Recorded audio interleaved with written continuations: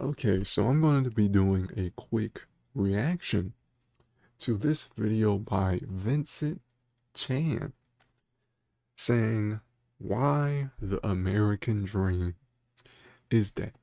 Now, as you may know, the American dream has been dead for the last 50 years. Okay, unless you were born in the 1930s, 1940s, 1950s, 60s, you most likely got to live the American dream. But if you were born in the 80s onward, you will most likely be poor. You will most likely have less opportunity. And this is not due to anything um with mindset or culturally. It has to do with inflation, corruption, and American foreign policy spending money on all the wrong things. So let's watch some of this video and go over some of his points. The American dream is dying. The rich are getting richer and the poor are getting poorer. As a result, for one of the first times in history, you're more likely to achieve the American dream outside of the US. The idea that you can begin with nothing and through hard work and dedication still achieve success has been a fundamental principle in the US for centuries. Some of the earliest immigrants came to this country with that goal in mind and ended up creating things we still use today: Levi jeans, AT&T, and Colgate toothpaste. For centuries, most Americans achieved financial success by earning more than their parents, allowing their family to climb the economic ladder. The idea was if you did well in school, went to college, worked hard, and saved, you would be financially better off than your previous generation. Now it's actually the opposite. If you go to school, if you go to college, get hundreds of thousands of dollars in debt, you are worse off than you would have been if you would have just never went to school. You have people with degrees, whether useless degrees or whatnot, they are suffering a lifetime, literally a lifetime of debt. They can't pay off their interest, they can't pay off their principal, so they are literally stuck in debt limbo, debt prison, and and they can't even pay bills. They have to take out even more loans in order to pay down the debt and pay for basic expenses like rent, housing, transportation. People are getting into debt for everything. People are getting into debt to buy new cars, to buy houses. America is built on debt. And you know what the banks are banking on? The debt lenders are banking on that you don't pay back your debt so they can come after you for everything that you have. It's a scam, it's a scheme, and something needs to be done. Our leadership, the people in power, will not do anything because they are directly benefiting from it. So we are meant to suffer. We pay our taxes into a corrupt system that is openly benefiting from our suffering. But nowadays, that might not be true anymore. Rates of upward mobility has fallen drastically over the past few decades. While 90% of children born in the 1940s earn more than their parents, only 50% of children born in the 1980s earned more. But I'm sure you can name a couple of people who recently came from nothing and ended up doing really well. Howard Schultz, Oprah Winfrey, Ralph Lauren. Even for me, I never grew up with money, but after years of grinding, I'd say I'm doing pretty well for myself. And you might be quick to point out that this proves the American dream is alive and well. But when I'm talking about the American dream and economic mobility overall, I'm talking about the millions of Americans out there, not just the outliers. George Carlin says it's called the American dream because you'd have to be asleep to believe it. But first, as a kid, I never imagined that I'd be where I am today, traveling the world, running my own businesses, and doing what I love. And it all started with this educational YouTube channel that allowed me to quit my job. If you want to learn the exact strategies I use to start and grow my educational YouTube channel and build multiple businesses around it, join my free. You're more likely to achieve the American dream outside of the US for one reason.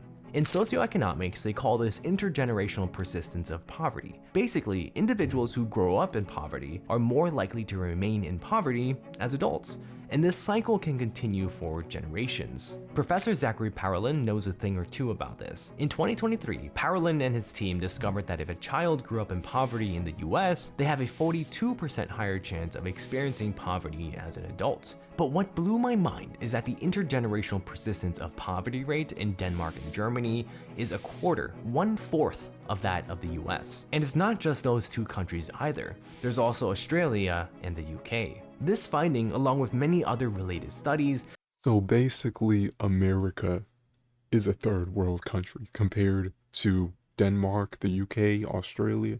We are a third world country. Okay, just look at the numbers, just look at the percentages. We are not our military is strong. We might have ultra rich celebrities, but when it comes to the average American, we are dirt poor. We can't even afford basic things.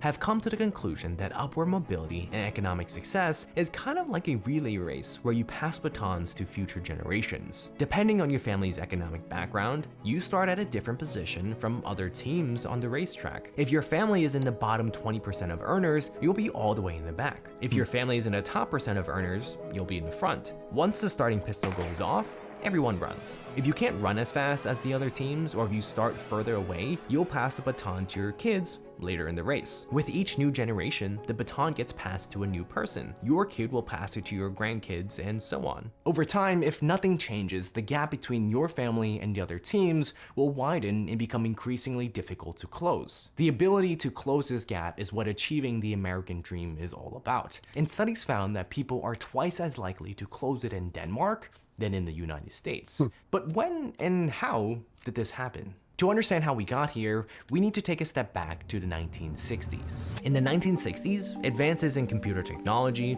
greater access to international trade, and a growing workforce lifted a significant number of people out of poverty. In 1971, 61% of adults belonged to the middle class and did middle class things, going to Disney World, drinking at Starbucks, and drawing on Etch-a-Sketches. But by 2021, that number fell to 50%. The proportion of each future generation belonging to the middle class continued to shrink. So they were able to live a middle class lifestyle 50, 60 years ago with comparatively primitive technology, but for some reason in 2023, people can't live a middle class lifestyle. We have the abundance of resources. We have way more resources now than we had back then. So obvious, and we have technology too. We have more technology. We can 3D print houses, 3D print everything. We have computers that can calculate things for us.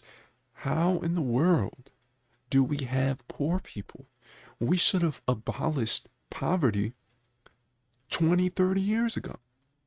In the age of computers, we have so much knowledge, so much intelligence on how to do things, how to build things, how to succeed.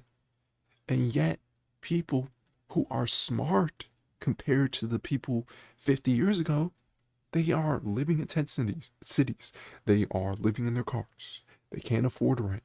They can't afford pay down student loans. These are not dumb people. These are not lazy people. They are able to work hard just like anybody else, but they can't keep up. You have somebody working in a specialized field making $100,000. If they live in cities like LA, they won't be able to pay for their mortgage because housing is just that expensive. Okay, in cities like LA, the housing prices are out of this world. You can get the most basic house ever, and it will be like $600,000, $700,000, my bad, $800,000. It will be absurd because they're not building new houses. There is no motivation for these mortgage companies and these companies like BlackRock to build more houses. Okay, there's zero motivation because the less housing there is, the higher the prices will go. We should have been building more houses. We should have been building densely populated urban centers. We should have been building public housing, but instead we've done none of that. We've just wasted the last 40 years doing nothing. When baby boomers were in their 20s, 59% of them were middle class. When millennials were in their 20s, that number dropped to 53%. And sure, some of the lucky few moved into the upper class, but for the majority of Americans, most were either stuck or moving down. And this is only getting worse. When it comes to wealth and financial success, the first thing people think about is income. How much did you make this year? Wait, did I make more last year? From 1970 to 2020, the middle class median income jumped 50% from $59,934 to $90,131 2020 dollars. On the other hand, the upper class saw their median income jump by 69% and the lower class 45%. Although paychecks are substantially bigger than 40 years ago, the reality is real average income barely budged since 1978. In economics, real average income is how much you earn after accounting for inflation. Basically, if you make $40,000 per year, and last year you bought groceries for a month for $200 with that income, but this year, if your income remains at $40,000, but groceries now cost $220, your real income has worsened because you can't buy as many groceries with the same amount of money. When it comes to a business, how much revenue it can generate depends on how productive their employees are. The more productive, the more revenue the company can earn. Since the 1940s, overall productivity has gone up, and as expected, so has revenue. The problem is, most of the increased revenue has been going into the pockets of executives rather than the workers. In the Freaking exactly. Okay, our productivity and the fruits of our productivity goes to a handful of people that control these corporations. It does not go to the worker. You can work as hard as you want in this society, but at the end of the day, it won't matter because it's not yours. It's not your profits. It's not your income. You don't control how much you're paid unless it's your business. Okay, if you want to work for Walmart, go ahead. You can make them thousands of dollars a day, and you only see a fraction of that money. It's a scam. It's a scam. If you're working for any sort of corporation or any sort of company that is not owned directly by you, it's a waste of time. And if you do work for these companies, you have to demand that you are paid a livable wage. Like the UAW strikes, they demanded they were at least paid a livable wage. Okay, but there's really no point in working for any sort of mainstream company if you are not in a union or something and you don't have collective bargaining. Okay, because you can work your butt off and it won't matter because if you start to complain about your wages, they'll just fire you. They don't care. All they care about is profits, money, income. They don't care about your productivity. They're not going to pay you for their productivity. They're just going to tell you to work faster, work harder. Oh, you're not working hard enough. And you still have people in this country paid minimum wage, which is just, I don't even think that's enough money to pay for basic food. Food alone. I don't even think that's enough to pay for food alone. You can't even afford 3 meals a day with $7.25 an hour. You can't. You can't. Who can afford anything? You can't even afford to drive to work on $7.25 an hour. This is just a joke. This is a joke. This is supposed to be a democracy. This is supposed to be fair. And the will of the people isn't being listened to. Everybody wants a higher minimum wage, yet they're not doing anything. 1970s, a CEO earned 20 times more than their typical worker. Nowadays, a CEO makes 296 times more, and we see this disparity across the board. Since 1979, real annual wage increases grew by only 15% for the bottom 90%, but it grew by 138% for the top 1%. But income isn't the only factor when it comes to wealth. In economics, one way to measure expenses is with the cost of thriving index. Basically, this index shows how many days a typical worker would need to work in a given year to earn enough income to cover the major expenses for a family of four: food, housing, healthcare, transportation, and education. In 1984, the average major expenses for a family of four was around $13,227. The typical male worker needed to work about 30 weeks to cover this cost. But in 2018, the average major living expense is now $54,441, and the typical male worker has to work 53 weeks to cover this cost. And in case you didn't know, there are only 52 weeks in an entire year. The reality That is insane. So basically, it's impossible. It is impossible for the average worker to cover the cost of basic expenses. Now just let that sink in. You'd have to work more weeks than there are in a year in order to cover not anything fancy, just the basic expenses. Healthcare, housing, transportation. It's over. It's over, man. The system isn't working at all. is the typical worker isn't even living paycheck to paycheck anymore. They're actually doing worse. But there's one thing more important than income and expenses, and that's a share of aggregate income. Basically, who holds the greatest percentage of income in the US? In the 1970s, the middle class, which contained over 60% of the population, owned the majority of the nation's wealth. This makes sense since most people in the country were middle class, and this continued to be true until 2008, when everything changed. During the 2008 Great Recession, financial markets crashed and millions lost their savings, jobs, and homes. This was the final blow that eroded middle and lower class wealth to this day. The widening income gap and shrinking middle class allowed the upper class to slowly capture more and more of the aggregate income in the US. In the 1970s, they owned just 29% of the aggregate income. In 2020, that number nearly doubled to 50%. Today, the wealth So they own more than the middle class. The upper class has more than the freaking middle class. The middle class has more people. It's supposed to represent the strong, stable American economy. Well, in my opinion, there is no middle class. There is no middle class anymore.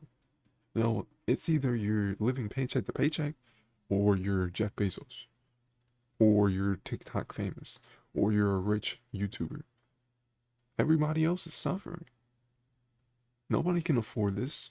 The average American is like $100,000 worth of debt. If we count the debt under the American government, we won't ever be able to pay this stuff off. No, we've just been living in La La Land for like the last 30 years. Okay, just we just keep on telling ourselves we're the greatest country in the world. We're the free, open democracy, when it's a lie. We just let it decline so much that it has become impossible to fix. You cannot fix this. You cannot fix this. I mean, there are steps that they can take, that we can take collectively as a society to patch some holes, but you know, that will never happen because the way the system is set up, the way corporations control everything, the way they're able to openly bribe politicians in the form of lobbying, the Congress doesn't represent the will of the people. It's a joke. It's a joke. It's all funded by blood money, and you can't fix this. And do you expect Congress to pass a law saying, "Oh, it's illegal to take money from corporate"? No, they're not going to do it themselves. gap between the upper class and middle class families is at the highest level ever recorded. When it comes to the American dream, meritocracy is deeply ingrained into its core ethos. The idea is, as long as you're determined and a hard worker, you'll become successful regardless if you come from wealth or not. That's the biggest lie ever. You have people working 80 hours a week and still living paycheck to paycheck, still barely keeping their head above the water. Oh, yeah, you work hard enough, you might. No. Because there's people who worked hard in college and in high school and there's hard working McDonald's workers. Doesn't mean they'll be freaking rich. All you gotta do is study hard, get good grades, go to a top university, and graduate with a lucrative job offer. While this sounds good in theory, the problem is it doesn't work in practice. Our systems are filled with corruption, nepotistic favoritism, and insular power hierarchies that prevent a true meritocracy. Very true. America used to be a country of entrepreneurs. I think the figure was that in the year 1900, 90% of Americans were self-employed. You know, you owned a shop, you owned a hot dog stand, you were a shoe shiner or something, you owned your own shoe shining business, you owned your own farm. People used to own things. People used to own land. People used to own businesses. People used to own companies where they can employ their family members. Now people are, dedicating their entire life in order to have the credentials, the status, enough status to join one of these corporations. Oh, you need to get a job. You need to get a good job. And then they keep telling you to get a job. Your entire life is predicated on getting a job and being hired by a complete stranger that owns 100 times more than you, who owns all the businesses, who owns all the companies. That is your goal in life. To just be hired by some random guy that doesn't care about you, who probably doesn't even know your name. That is your life's purpose, right?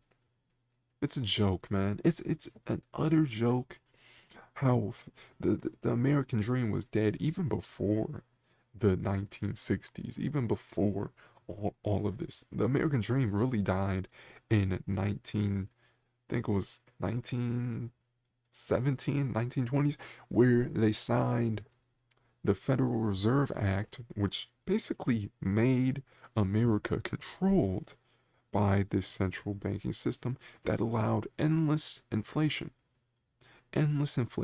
which made each generation poorer.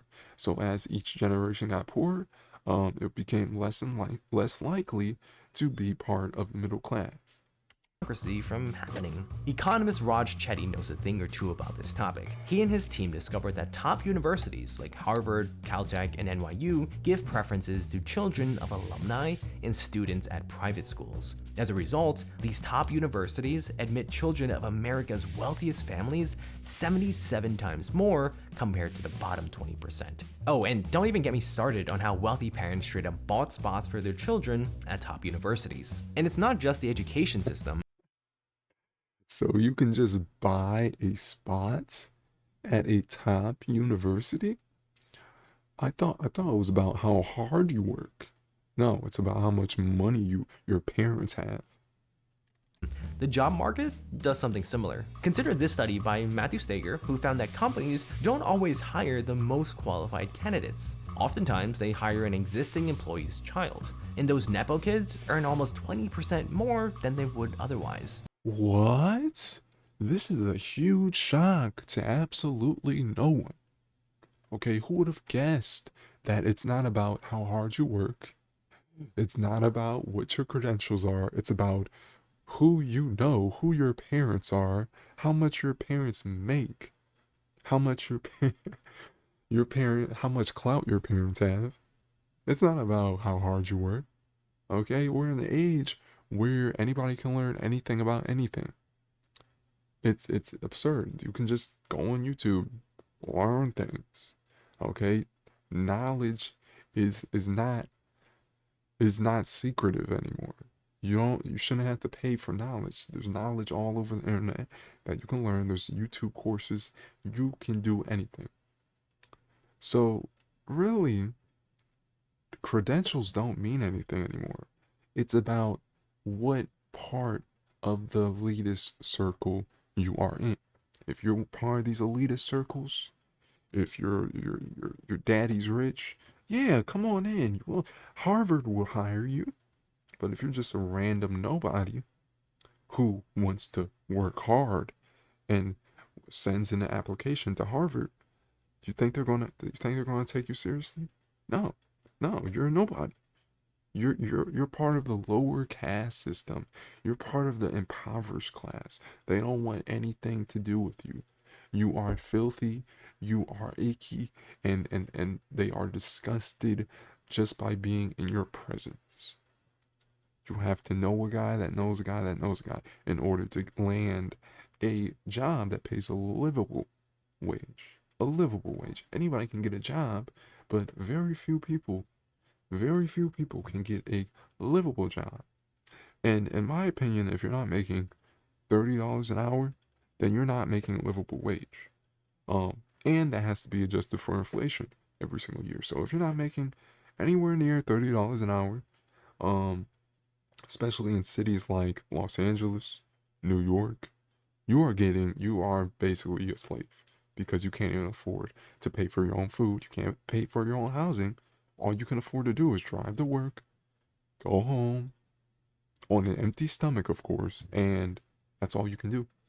That's all you can do. Just collapse in your bed, wake up again, go to work, repeat the process until you die. And of course, you won't be able to retire either. So that's all this is about. It's a scam. It's a total scam. So yeah, $30 an hour, and you should demand that. Demand $30 an hour. The problem is, the more you believe the American dream and meritocratic systems are absolutes, the more you'll blame yourself for a broken system. If you don't get into your dream college, you think, it's my fault for not being smart enough. If you don't get your dream job, you think, I'm not good enough. I can never be good enough. When in reality, the top of America's meritocratic ladder is surrounded by a barbed wire fence, guard dogs, and a frat dude asking, who do you know here? The American dream wants a core fixture of Yep, that's exactly it. Who do you know? Who do you know? That's the number one question. If you're not locked in, it's over. It's over. If you're like 30 years old and you don't know anyone, it's over, dude. It's over. You think you're just gonna be able to land a $150,000 a year job, $200,000 a year job, and you don't know anyone who can hook you up with a very good job? It's over. That's why people join frats. That's why people join all these useless organizations. That's why people have to literally throw themselves out there trying to meet as many people as they possibly can that are rich, of course, because no meeting a poor person wouldn't benefit them. Everybody's trying to benefit themselves. They don't make friends because it's the right thing to do or they're trying to be nice. They're trying to make friends because they want their foot in the door on something that friend has. They don't want to meet poor friends. They don't want to meet people with similar experiences. They only want to meet people who have their stuff in order. Okay, and unfortunately, that's the case. So a lot of people are just cut out of the higher ranks of society because they just can't cut it. They never got their foot in the door. They never um kissed their feet enough. So in order to be friends with this rich douchebag, you have to kiss their feet. You have to smother them with compliments. You have to almost manipulate this dude into giving you that job, giving you that promotion. And a lot of people with integrity just aren't going to do that. Who wants to do, if you have integrity, you're not going to do that. You're not going to kiss people's butt. You're not going to sell out. You're not going to sell your soul. So most genuine people aren't rich.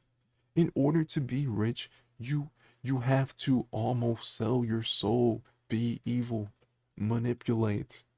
And fortunately, the vast majority of Americans aren't evil. So that is why a lot of people are struggling. Of our country is dying. The good news, it might not be completely gone. After some research, I discovered that it's a tale of two cities. There are still some small pockets of opportunities sprinkled throughout the country. Places like California and Utah have an upward mobility rate of around 15%, which is more than the US national average and even higher than Denmark. On the other hand, places like Georgia have a rate less than 4.8%. Surprisingly, the differences go even deeper. You're 2 times more likely to move up economically in San Francisco than in Oakland, two cities that are only 30 minutes away from each other. In 1994, the US Department of Housing ran an experiment with over 4,500 participants. They provided thousands of low-income families living in a bad neighborhood a chance to live in a better one. 16 years later, they evaluated the effects of this move, and the result? Kids who were under 13 when they moved were 27% more likely to go to college and had a 30% higher income compared to the control group. This finding, along with follow-up studies to back it, have identified 2 reasons for the differences. First, in the US, school systems are funded using property taxes. Naturally, the amount in property taxes depend on the value of the surrounding properties. Typically, more expensive neighborhoods lead to more cash flowing to the local school systems. So while some schools can afford smart boards, gourmet lunches, and valet parking, others struggle to pay for air conditioning in 100-degree weather. Next, social capital. In economics, they call it the bowling alley theory. Basically, they found that areas with more organized bowling leagues and teams have higher levels of upward mobility. The idea is having bowling teams implies a higher level of social engagement, stronger bonds, and networks that help the community at large. We've been sold the American dream for decades. Work hard, go to college, follow the rules, and you'll do well. But that's no longer the case for most people. What was once a reality for many is now just a fading dream. Although it may be challenging to achieve financial success, it's not impossible. But you'll need to reinvent yourself and take action. And it all starts with this foundational change that you need to make. This video will explain how we're psychologically programmed from birth to be poor, and it's not your fault. Oh, yeah, this guy gave some pretty good points on where Americans are right now and how the middle class has died, how the American dream is dead. He made some pretty good points. Um, and that's just the tip of the iceberg, really. That's just the tip of the iceberg. There's thousands of more reasons why the American dream is dead, like the corruption, the insane foreign policy, the insane amount of money we are spending on military bases. There's thousands of reasons. And Rome didn't collapse for a single reason. Rome collapsed for thousands of reasons. And I think America is heading in the downward spiral for thousands and thousands of reasons. So yeah, do you guys agree or do you guys disagree? Let me know in the comments.